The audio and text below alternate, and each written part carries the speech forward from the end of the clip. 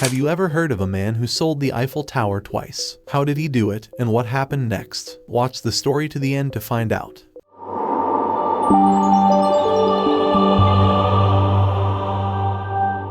Welcome everybody to our channel.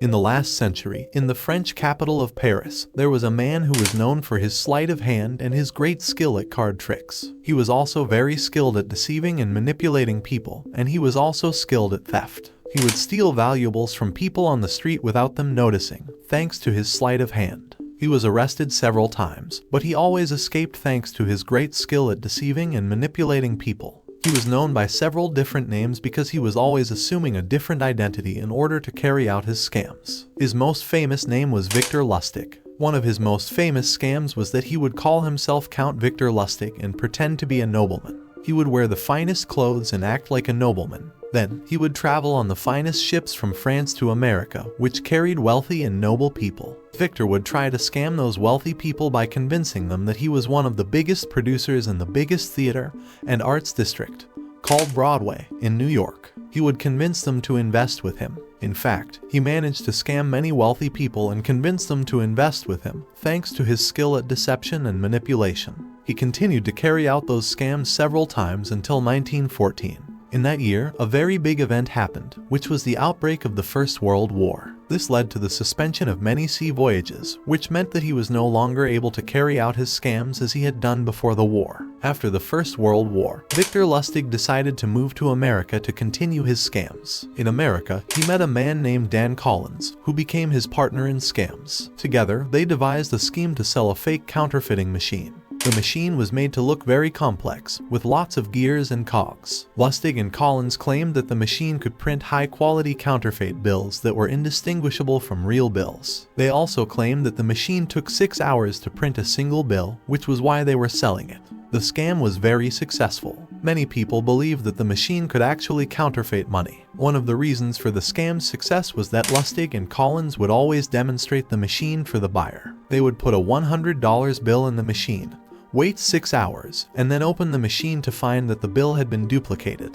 They would then take the buyer to the bank and deposit the bill, which would convince the buyer that the scam was real. In reality, the machine did not counterfeit money. The bill that was found after 6 hours was a bill that Lustig had placed in the machine earlier. Lustig and Collins were able to sell many of these machines for large sums of money. They were never caught or arrested, because the people who bought the machines and then discovered the scam could not report them to the police. The reason for this is that the people who bought the machines were trying to commit a crime themselves, which was counterfeiting money. In 1922, Lustig pulled off another scam. He traveled to Missouri and went to the American Savings Bank. He offered them $32,000 in government bonds in exchange for $10,000. As you know, government bonds take time to become cash. The bank agreed to take the bonds in exchange for the $10,000. They gave Lustig the agreed upon amount, and they took the bonds. Lustig then left the bank. In reality, the bonds that Lustig gave to the bank employees were not real. During the transaction, Lustig used his sleight of hand to switch the bonds with ordinary papers. The bank employees never noticed the switch. Lustig was able to scam the bank out of $10,000. After the bank employees discovered that they had been scammed, they immediately hired investigators to get their money back.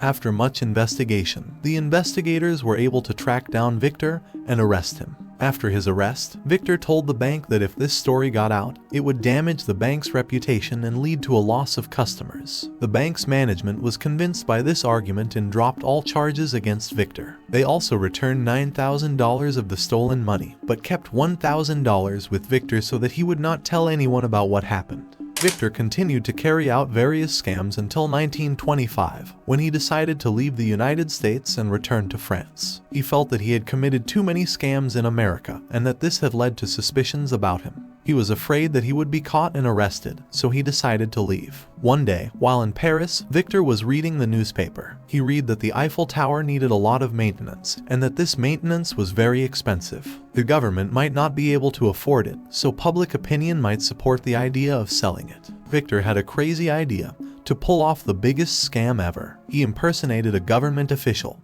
and had a professional forger create documents to support his claim.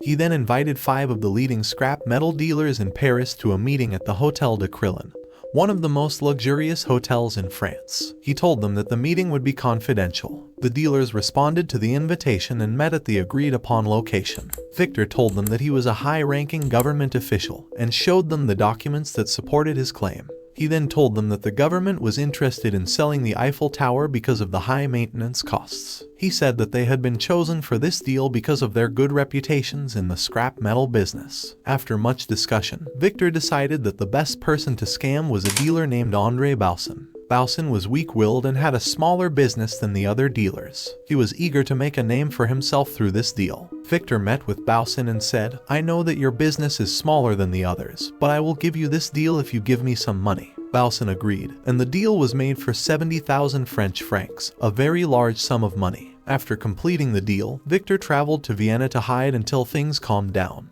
After 3 days of hiding, he was surprised that he was not being searched for and that he was not wanted by the law. He assumed that André Baussin had not reported him because of his weak personality and fear of the matter becoming a scandal and harming his business. After Victor saw that things were going well, he decided to do the same trick again. He returned to Paris and took the same steps and gathered 5 other dealers. However, in this case, one of the dealers was suspicious and suspected that there was a scam, so he reported the police. However, Victor was also suspicious. As soon as he knew that the police were looking for him, he boarded a ship bound for America. In America, Victor continued to carry out scams. One of these scams was that he scammed the most dangerous mafia boss, the Capone. Victor went to him and asked him to lend him $50,000 to carry out a major scam that would bring him a lot of profits, and he would have a good share of the profits. The Capone agreed to this and gave him the amount he wanted. Victor was very careful in dealing with the Capone because he knew that this person could kill him at any time. Therefore, he deposited that amount in the bank, and after a period of time, he withdrew it again and went to the Capone and told him that the operation had failed and that he had lost all the money, but he worked hard and borrowed money to be able to collect the $50,000 and return it to him. The Capone felt that Victor was an honest and good person, because in the mafia world, it is rare for debtors to keep their promises. Victor told the Capone that he was now in a bad financial situation and that he would accept any help he gave him. The Capone was affected by these words and gave him $5,000, and thus the Capone was scammed. Despite all the scams that Victor carried out, he did not accumulate a large fortune because he was spending a lot on himself and his family. Therefore, he had to continue with the scams. After he scammed the Capone, he continued his scams until 1930, when he decided to carry out a major counterfeiting operation. He, with the help of a chemist named Tom Shaw and a sculptor named William Wise, counterfeited $1 million, which was a very large amount at that time, equivalent to $15 million in today's time. Then he distributed those counterfeited money, which mixed with real money, making it difficult for the authorities to track it down. However, this operation led to suspicions about him, and the FBI started to collect intelligence on him. They found that he had impersonated many characters and they knew about Romanian box. One of Victor's victims was a police officer in Texas who bought the Romanian box from Victor, but later found out that he had been scammed.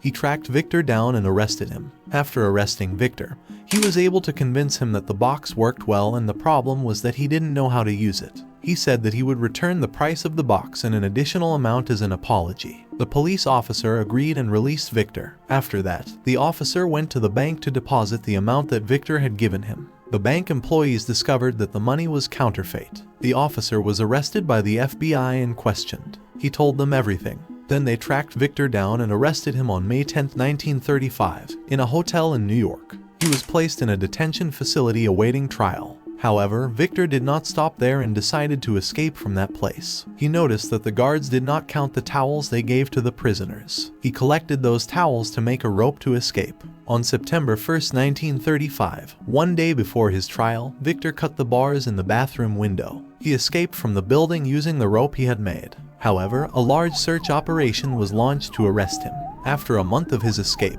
he was arrested and tried in November 1935. He was sentenced to 20 years in prison in one of the most heavily fortified prisons in the world at the time, Alcatraz. In 1947, Victor died of pneumonia and poor health. Now, this is the end of the story. We hope you enjoyed your time with us. Write for us your opinions in the comments, and don't forget to subscribe to the channel, like the video, and share it with your friends.